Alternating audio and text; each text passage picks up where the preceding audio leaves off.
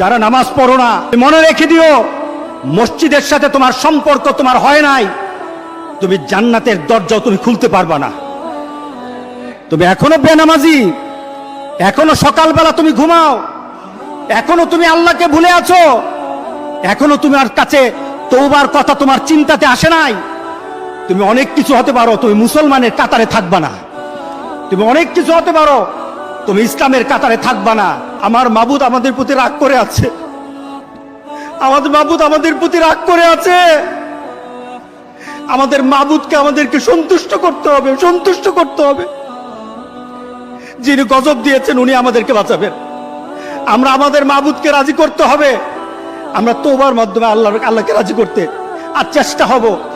গোটা পৃথিবীর মুসলমান, আর সময় নাই, আর সময় নাই।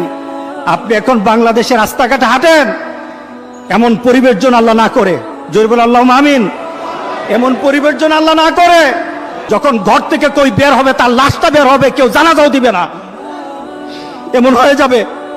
যদি আল্লাহকে সন্তুষ্ট না করতে পারেন এমন হয়ে যাবে। সুতরাং আমরা আল্লাহর কাছে প্রাণ বলে আজকে যারা নামাজ পড়ো না,